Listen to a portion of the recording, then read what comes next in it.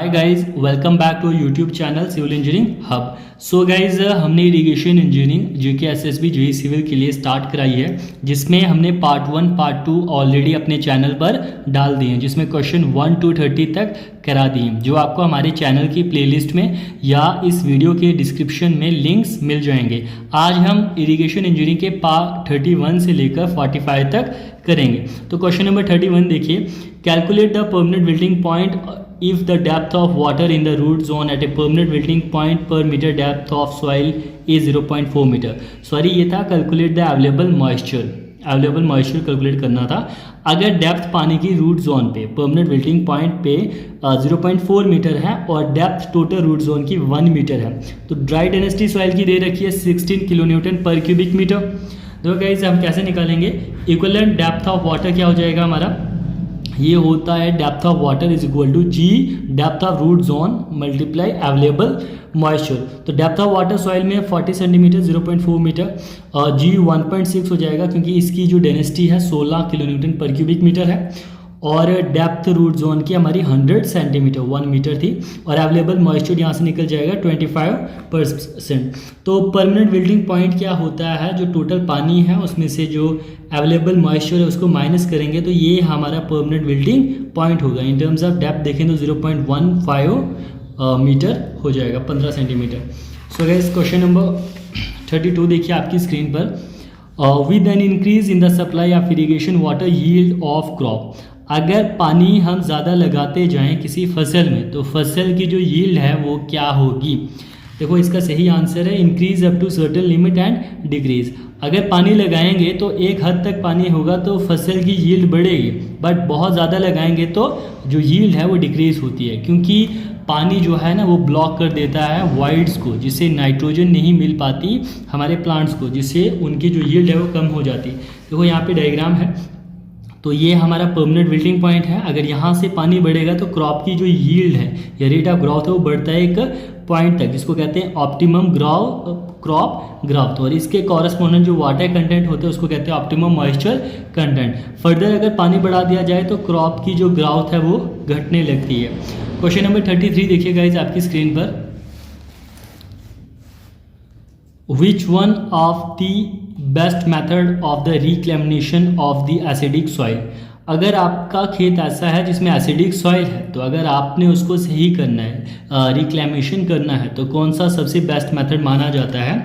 Use limestone as a soil amendment. मतलब उस मिट्टी को हमें लाइमस्टोन चूने वाली मिट्टी से रिप्लेस करना है, या वो मिट्टी उसमें डालनी है, तो वो जो एसिडिटी है या एसिडिक सॉइल है वो हमारी सही हो जाएगी। इसके अलावा गाइज याद रखिएगा, जिप्सम का इस्तेमाल किया जाता है एज ए सॉइल अमेंडमेंट अगर हमारी मिट्टी खेत में ऐसी हो जो एल्कलीन हो, ठीक है, for the reclamation of alkaline soil, और एसिडिक के लिए हमारा लाइमस्टोन होता है। अब क्वेश्चन नंबर 34 देखिए आपकी स्क्रीन पर। Find the delta when the duty is 864 hectares per cubic metre per second on the field and base period B of the crop is 120 days. तो इसमें सिंपल सा रिलेशन है, जो डेल्टा होता है duty 8.64 into base period upon delta या duty. तो यहाँ से डेल्टा पूछा है तो डेल्टा निकल जाएगा 120 सेंटीमीटर। ये सिंपल कैलकुलेशन है। क्वेश्चन नंबर 35 देखिए। Which of the following rivers in alluvial flood plains flows into or more channels around alluvial islands.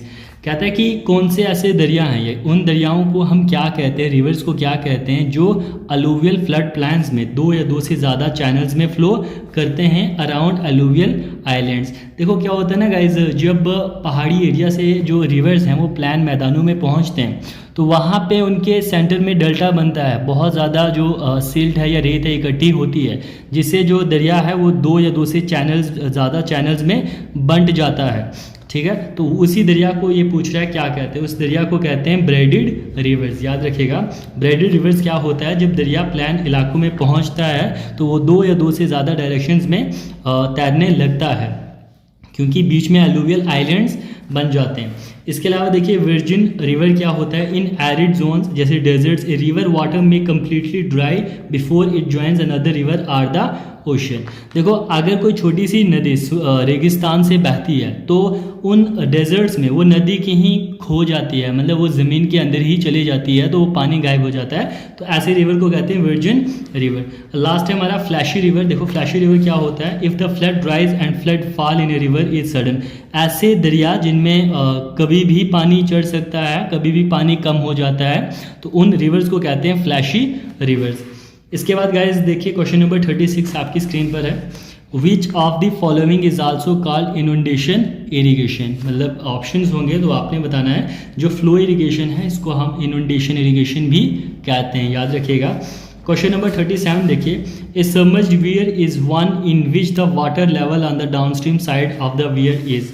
कहता है सबमर्ज्ड वियर क्या होता है। देखो वियर क्या होता है, एक सॉलिड कंस्ट्रक्शन जो अक्रॉस द रिवर बनाई जाती है वाटर को स्टोर करने के लिए या फ्लड कंट्रोल के लिए, और ये मैसनरी की होती है, ये कम हाइट की होती हैं।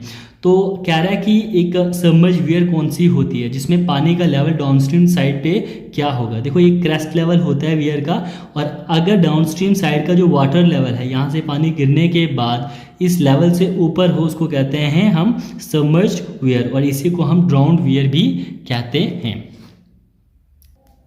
क्वेश्चन नंबर 38 देखिए गाइस आपकी स्क्रीन पर, river training work is generally required when the river is.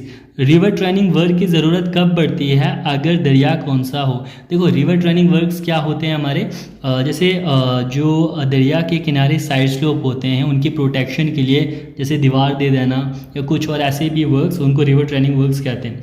तो ये तब ज़रूरी है अगर हमारा जो दरिया है एग्रीगेडिंग या डिग्रेडिंग टाइप का हो।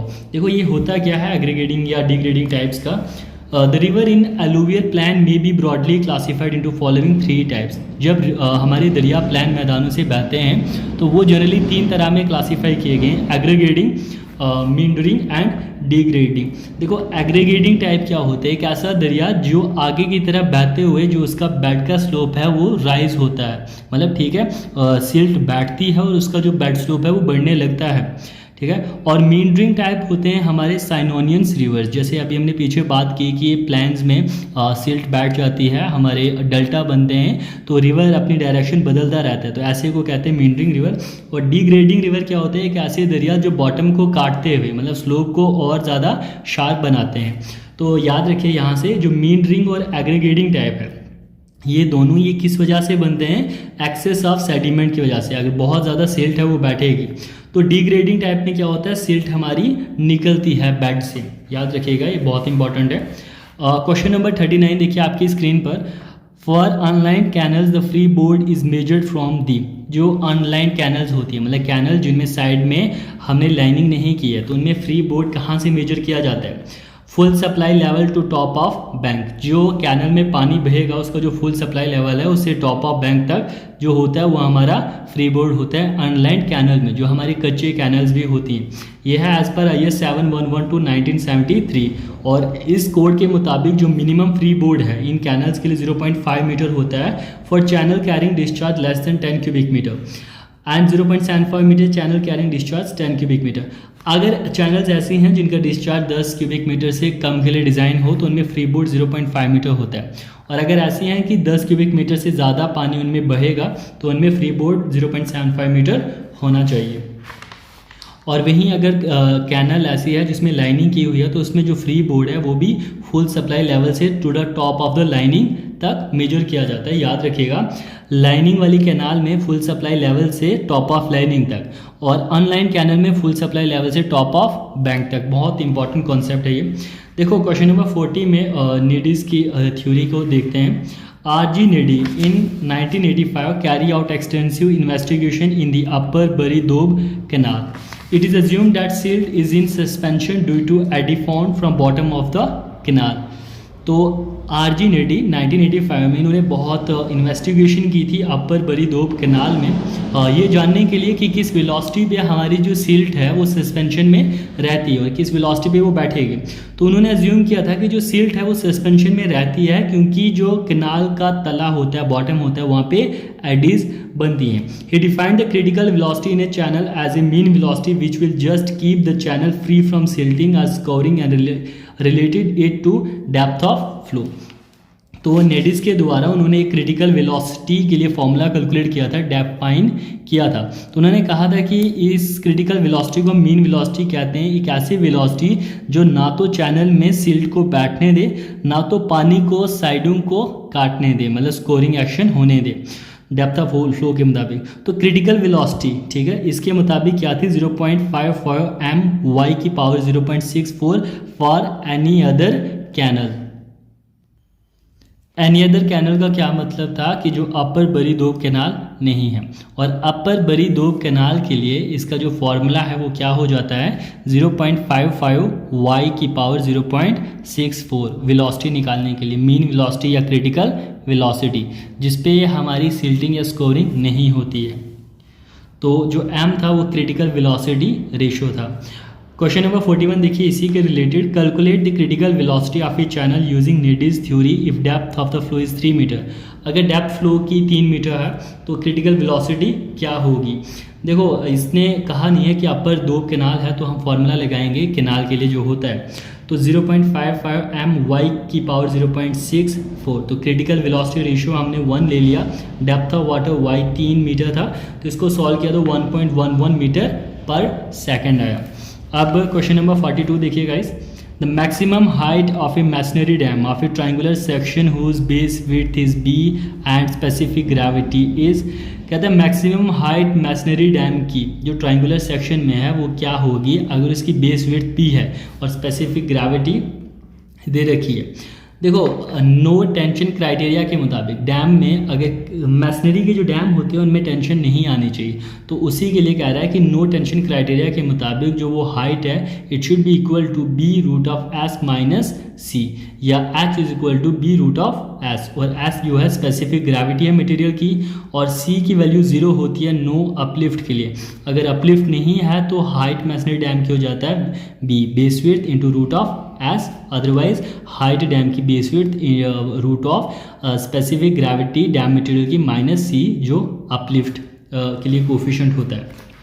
अब क्वेश्चन नंबर 43 देखिए guys, identify the correct statement pertaining to Bligh's creep theory used in the design of impervious floors for structures found on pervious soils. कुछ स्टेटमेंट्स दिए हैं, उनमें से कह रहा है कि आइडेंटिफाई कीजिए ऐसी स्टेटमेंट जो ब्लिट्जक्रीग थ्योरी के मुताबिक है, जो इस्तेमाल की जाती है इम्परवियस फ्लोर्स के डिज़ाइन के लिए, उन स्ट्रक्चर्स के लिए जिनकी फाउंडेशन परवियस सॉइल्स पे होती है।